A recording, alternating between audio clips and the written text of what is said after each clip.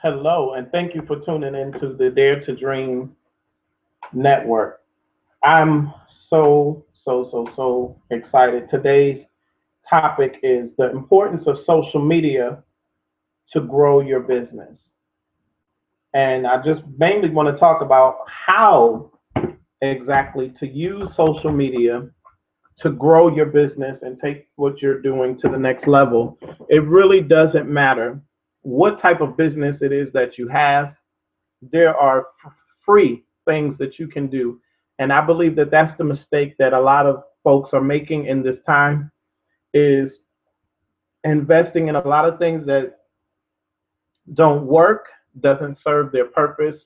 It's not bringing in results. You're putting out money. You're seeing minimum, if not no results at all, and it's just not good. So I just want to take this moment to expound on the importance of social media, how to use YouTube, LinkedIn, Facebook, Instagram, all of these things, WordPress, whatever, because there's so many more new social apps and things that people are using. And I'm going to just be very frank and honest with you. I am not an app chaser. I am not a person that gets on every new thing that happens on social media. I have never been that person. So up until people begin to learn and understand the value of using these different systems, sometimes I can be late on something, and sometimes I can arrive right on time with using some of these systems well before other people are acclimated to using them. So I want to point out a reference to you that each of these systems that we're talking about via social media allow you for free to build a fan base.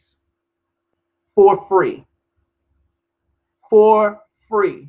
The power of social media is crazy. Your reach is endless.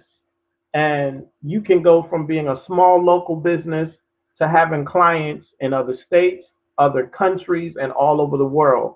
I am a testament of that because before publishing my books and starting my company, I literally was a local business, speaking, doing public speaking, and selling my books only to those that were within an arm's reach.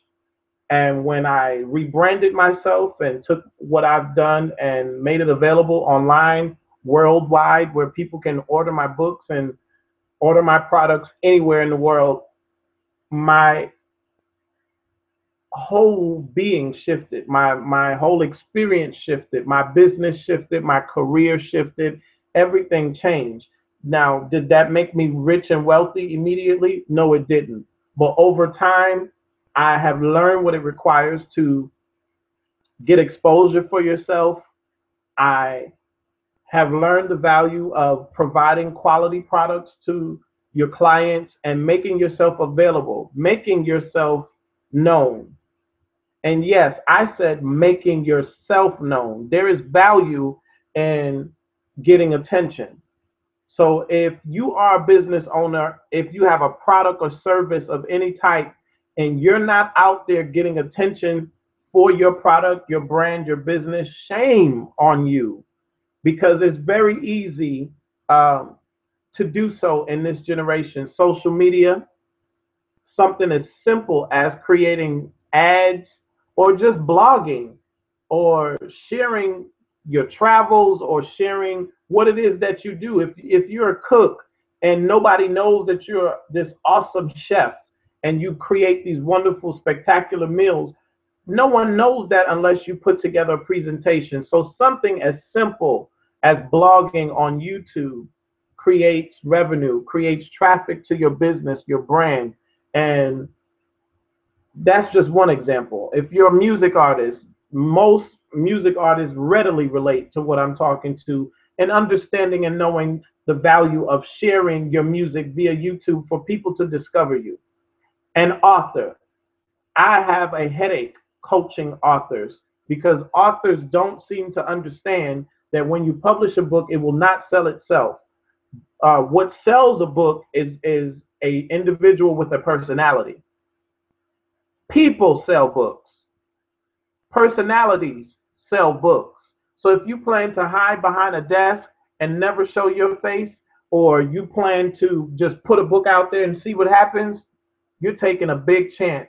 So if you're willing to get behind the work that you're doing and push it as a product and push it as a brand, then you will succeed. You will have success. You will be successful. I just want to lead in. These are just my personal thoughts off the top of my head that I'm throwing at you in this moment. But in order to see some real results with your work and advertising yourself and making some things happen in business, you have to get attention for yourself. You have to get attention for yourself.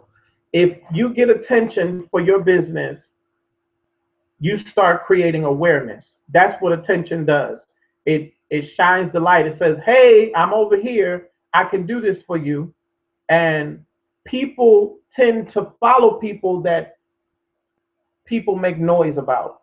So if there's nothing going on about your business, nobody's talking about you, nobody's spreading the word. Businesses are said and known to grow by word of mouth experience. So you want your clients to talk. And in some cases, whether good or bad, people will still come to you to check you out. You ever notice something? Let me give you a very good example. The Kardashians. Everybody knows who the Kardashians are.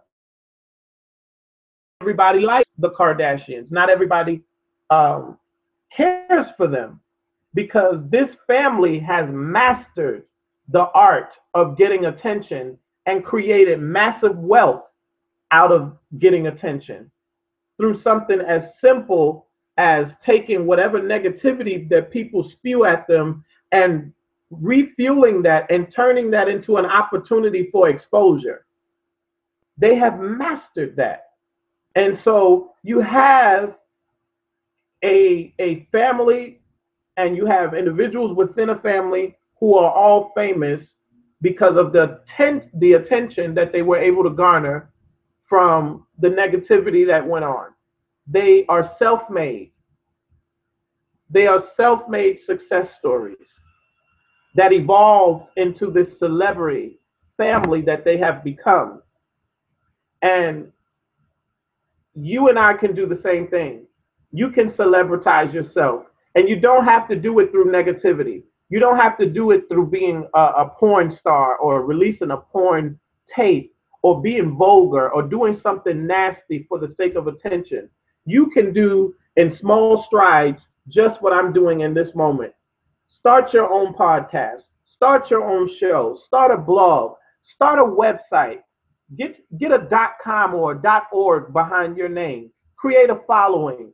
Do that through social media, do that through YouTube, do that through LinkedIn, do that through Facebook and whatever other resources of social media that you use. Create that following. There's millions of people at your fingertips and at your touch. And the power and the beauty about social media is this, that people only follow and share what they like. And each time that someone follows, each time that someone shares, it opens up another network, a pool of people that they are connected to, people that they respect and that they love, that follow them. Think about it. How many times have you seen a friend of yours share a link and literally your mind and your day was going in a whole other direction, but because your friend shared this link or shared this post or shared this business, it turned your attention? And that's the power of social media.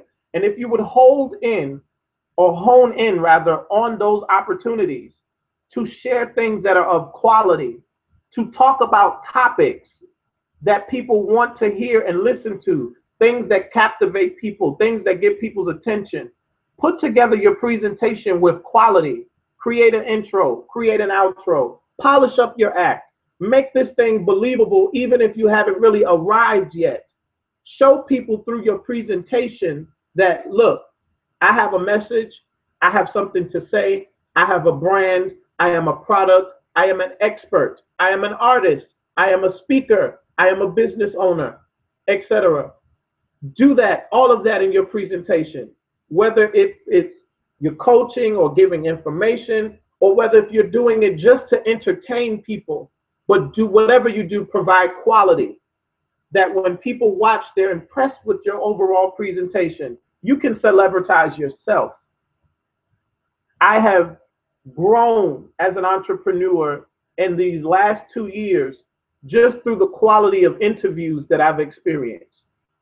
Radio interviews, television interviews, and it seems like people's attention turn when they see you consistently.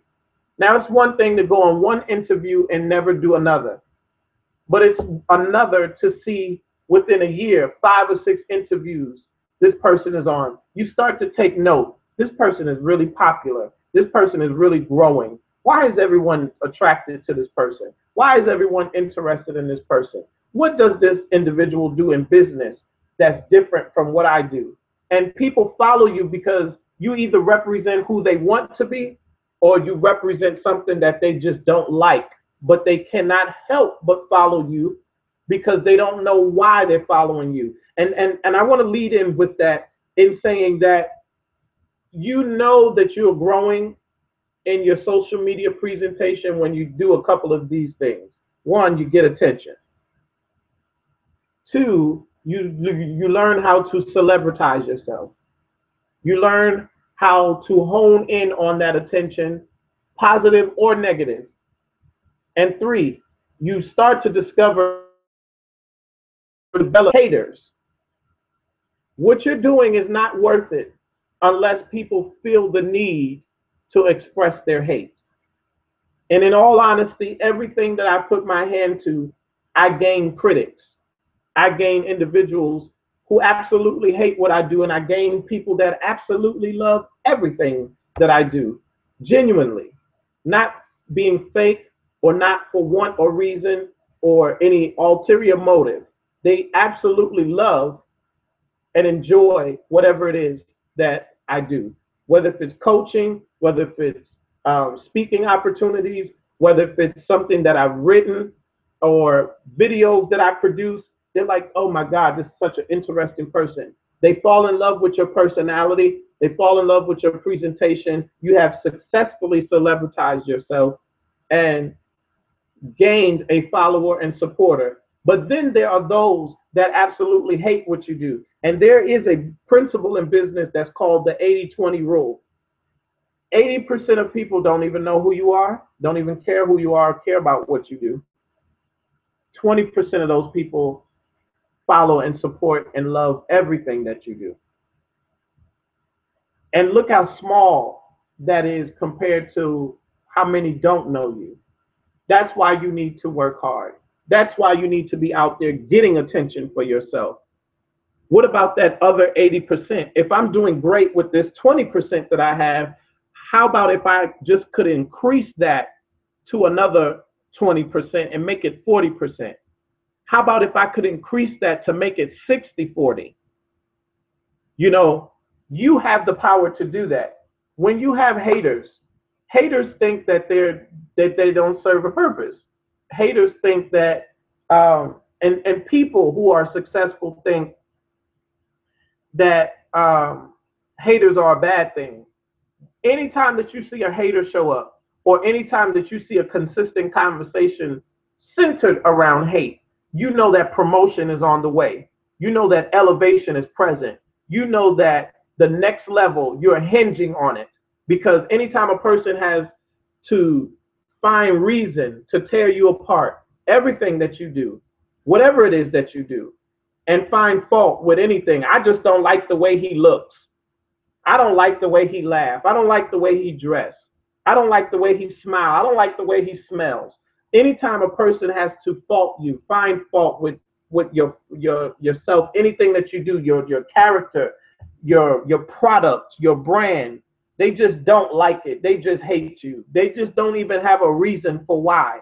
You should be rejoicing, jumping up and down, because you should know that success is hinging at your doorpost. It's on the way. It is very tangible. It is very near, because a hater has a tendency of disliking something that he or she really wants for themselves. And that is why they choose to hate. And then there's a different type of hater that's just an honest hater. And I want to be a little comical here. Vera in the movie Harlem Nights, she says, all my hoes are honest. And there's some honest hoes out there telling you how they feel about you. They're telling you how they feel about your brand. They're telling you how they feel about your business. They're telling you how they feel about your presentation, your work, and what you do. There's some honest hoes out there that are telling you, look, I don't like you. But when you take observation of what they're saying, 9 times out of the 10, they're highlighting some of the best things that you do, some of the best work about you. I don't like, I had a person say to me, I don't like the fact that you do all those interviews. It's not necessary. And you're supposed to be a minister, or you're supposed to this, or you're supposed to that.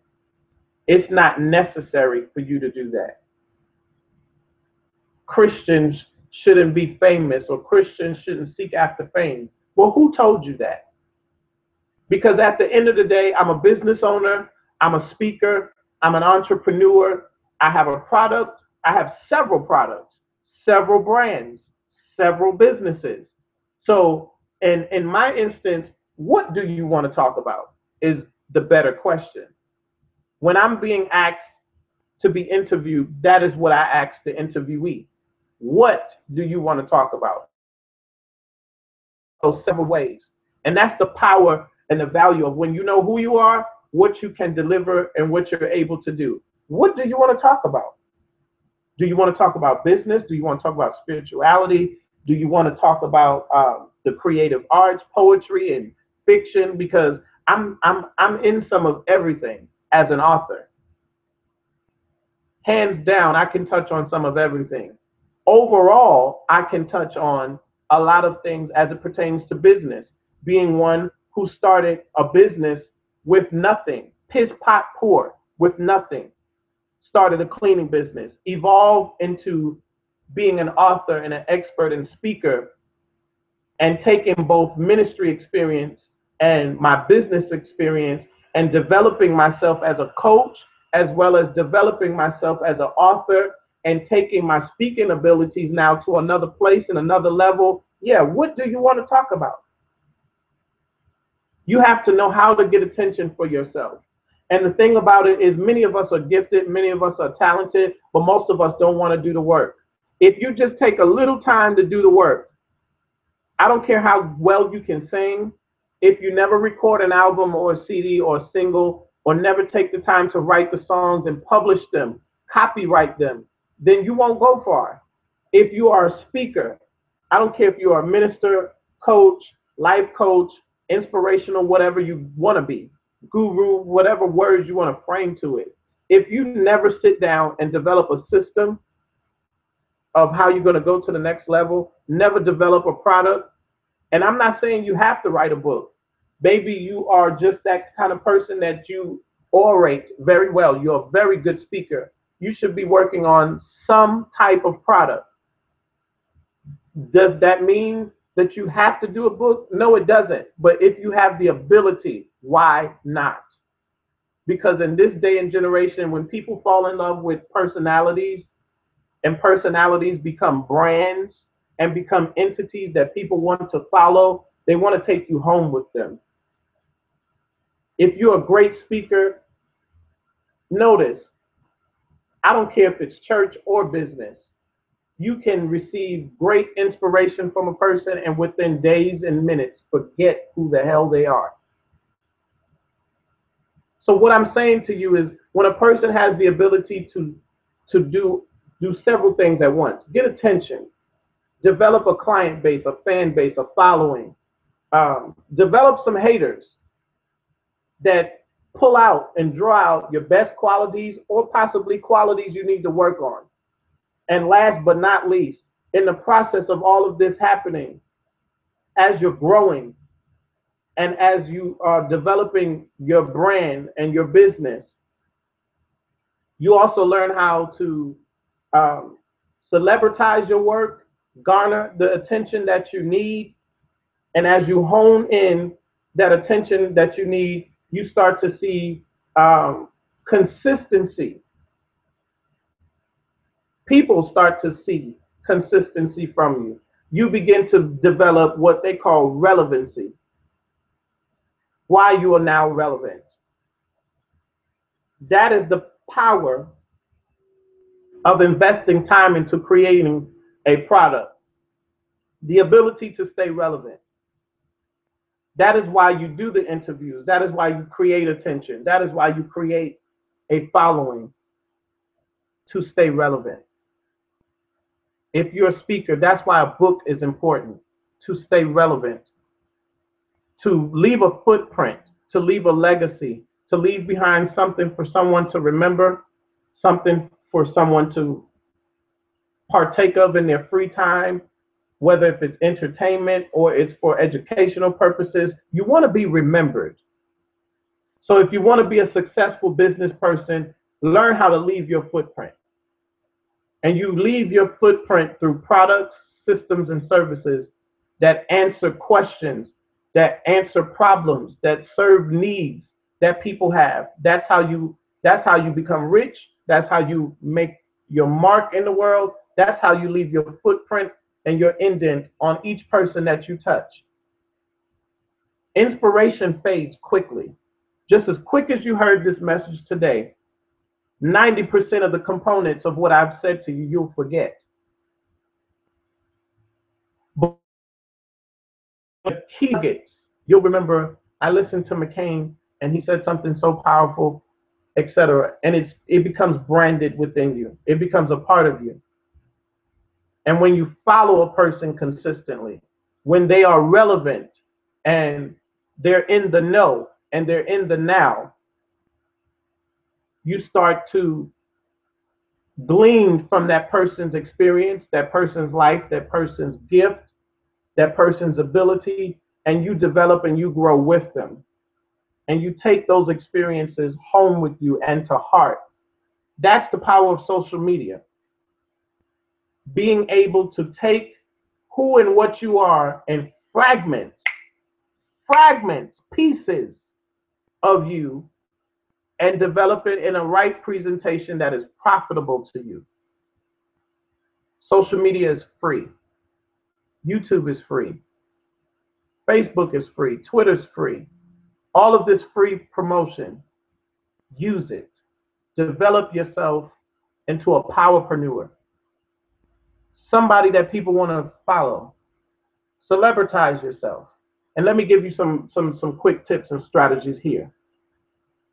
What has been powerful for me as an entrepreneur is not begging people to get up there and buy my books, but to show them other components of my life, my travel, my radio interviews, things that I've done it already, but the value of being able to capture it and reshare it or download it and repost it, even after the experience has happened, has garnered me to be able to create a following.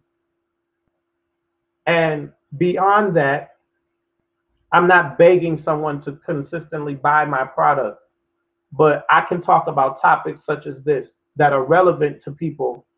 And when people think of business, they start to think of me. When people think of prayer, when people think of spirituality, guess who they think of? Me.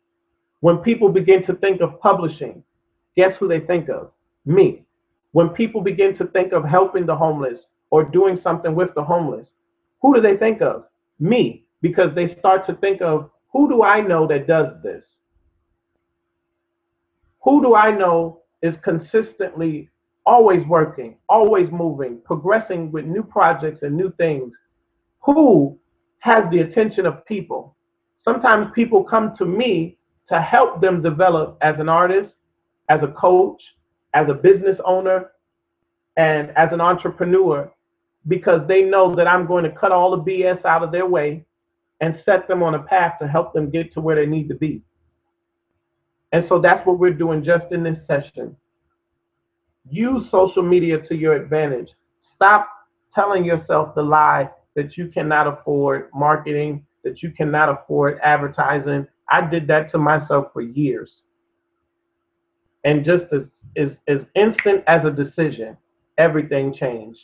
The moment I decided to start blogging again, the moment I decided to start podcasting and creating the very content that you're listening to, everything changed. Your success is locked up in the consistency of your purpose.